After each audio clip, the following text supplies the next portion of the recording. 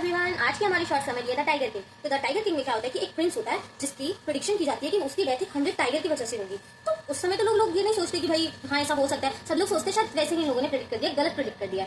जब वो बड़ा होता है 18 ईयर्स का होता है तो वो सोचता है, वो डिसाइड करता है ये कि वो 100 टाइगर्स को किल करेगा। और ये जो प्रेडिक्शन करी थी ज्योतिष ने कि वो 100 टाइगर से ही मरेगा, उन सबकी प्रेडिक्शंस को गलत साबित कर देगा। वो अब अपने एरिया के जो होते हैं प्रतिबंधपुरम करके जो उनकी प्लेस का नाम है, वहाँ के सभी टाइगर्स को किल कर देता है, क्योंकि 70 टाइगर्स होते हैं। क्योंकि अब उसके 100 टाइगर नहीं हुए थे, 70 ही हुए थे। तो वो डिसाइड करता है कि वो अब एक ऐसी प्रिंसेस से शादी करेगा, क्योंकि अब उसकी शादी की एज थी, जिसके राज्य में, जिसके फादर के पास ऐसा राज्य हो जिसमें टाइगर्स ही टाइगर्स हो। तो वो एक ऐसी राजकुमारी से शादी भी कर लेता है। अब वो उनके राज्य में जाके वहाँ के सारे टाइगर्स को किल कर देता है, बट फिर भी उसके सिर्फ 99 टाइगर्स होते हैं, एक टाइगर रह जाता है। अब वो बहुत ज्यादा टेंशन में होता है, बहुत स्ट्रेस में होता है। तो क्या करता है पता है, अपने गुस्से को उतारने के लिए उसकी जो प्रजा थे, उसके जो राज्य के लोग थे, उनके ऊपर कर बढ़ा देता है, उनके ऊपर मुश्किलें कर देता है। तो वो बहुत परेशान होते हैं। तो वो ये सारी बातें उनके मंत्री से बोलते हैं। तो जब वो ये बोलते हैं मंत्री को, तो मंत्री लोग ये डिसाइड करते हैं कि कहीं ना कहीं से उन्हें 100 टाइगर लाना होगा जिसको उनके राजा किल करके शांत हो सके। तो वो क्या करते हैं, उनके जो जू था जहाँ पर एक टाइगर था, तो उन्होंने सोचा क्यों नहीं वो उस टाइगर को खरीद ले और उसको मरवा दे, तो 100 टाइगर किल हो जाएंगे। तो वहां से वो टाइगर खरीद लाते हैं और राजा को बोलते हैं कि हमारे राज्य में एक और आ गया है। तो एक और टाइगर आ गया, तो राजा वहां जाता है और उसको मारने के लिए। बट क्या होता है कि जब राजा उसको गन से पॉइंट कर रहा होता है, तो बाय मिस्टेक ही वो जो गन की जो